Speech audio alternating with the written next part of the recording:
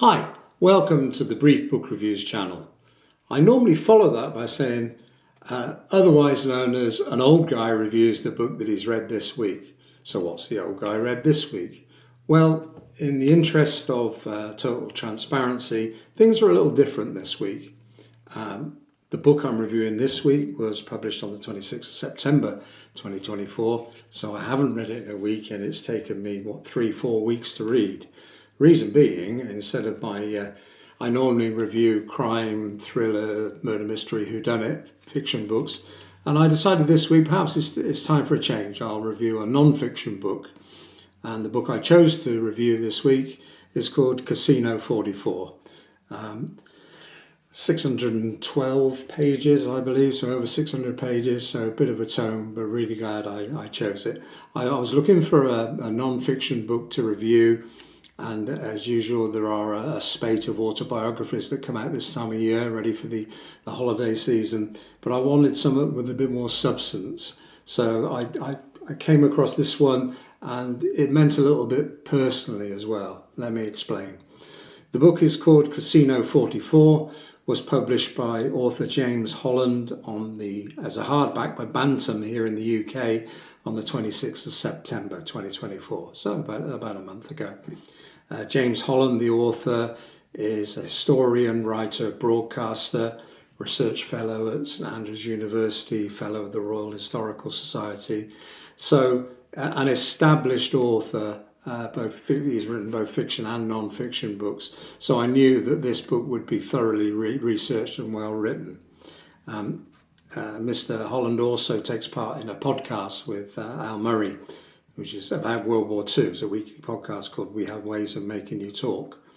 So an established author, one that's received very good reviews before.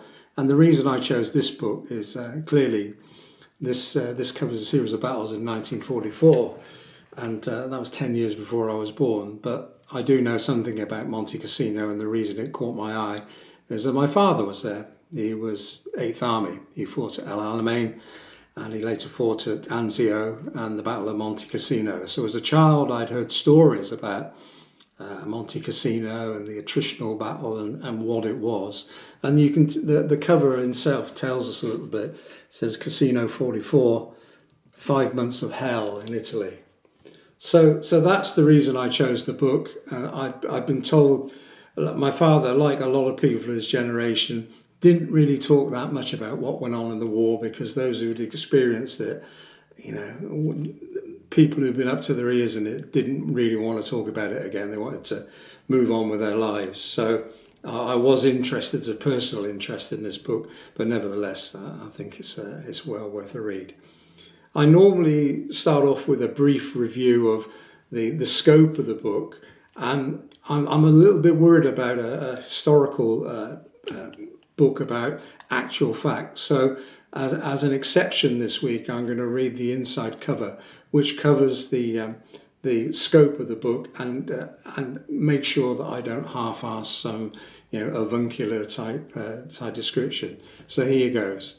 So from the inside cover of the book: there is no such thing as an easy victory in war, but after triumph in Tunisia, the sweeping success of the Sicilian invasion, and with the Italian surrender, the Allies were confident that they would be in Rome before Christmas 1943.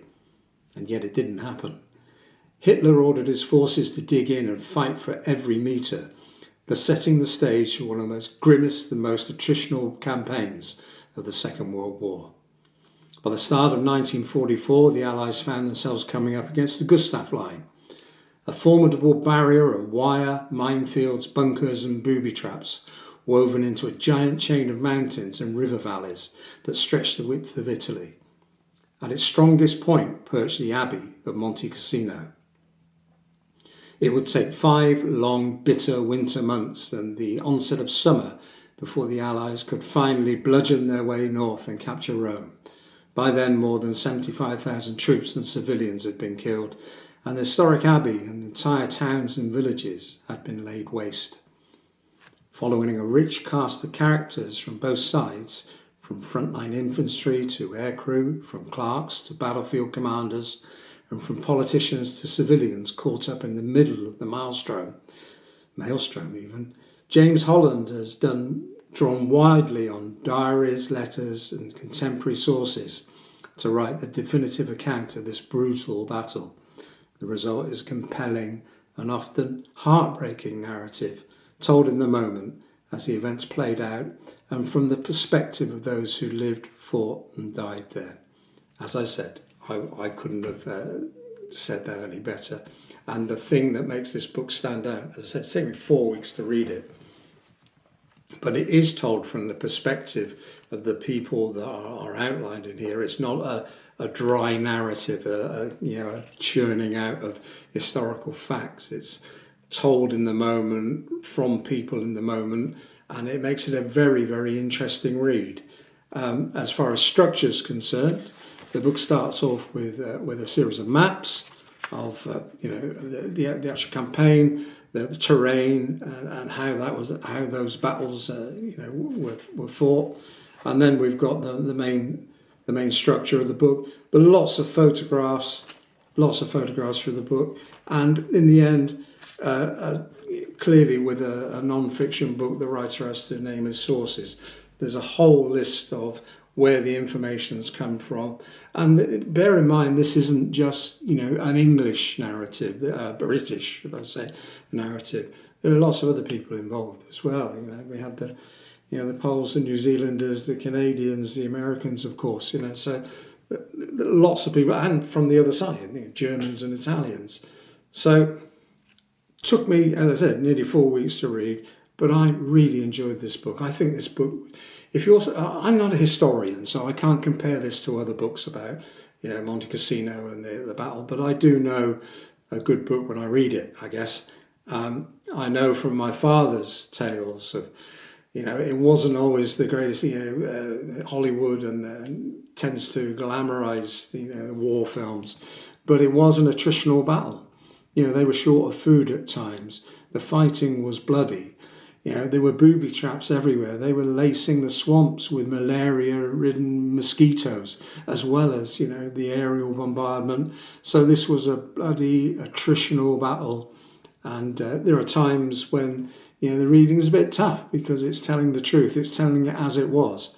So I'd give this book 8 out of 10. I enjoyed reading it. I think if you're a historian, you will enjoy reading it. I think if you're just a general reader who want to know what it was like in those times and how the people led their lives during that 5 months of atrocious fighting. So next week I'm going back to my normal non-fiction book. I felt it was worth a change to read a non-fiction. Fiction, I'll get it right in a minute. Next week I'll go back to fiction. I felt it was worth reading a non-fiction book for a change, and I'm really glad I picked this book. As I said, there's a little bit of a personal connection because my father was there in the 8th Army, but I really enjoyed reading it, and the author's done a superb job. There's meticulous research gone into this book, and it's well written and well told. I'd give the book 8 out of 10. That's it for this week's brief book review. 10/10 till we do it again. Thanks for watching. Bye.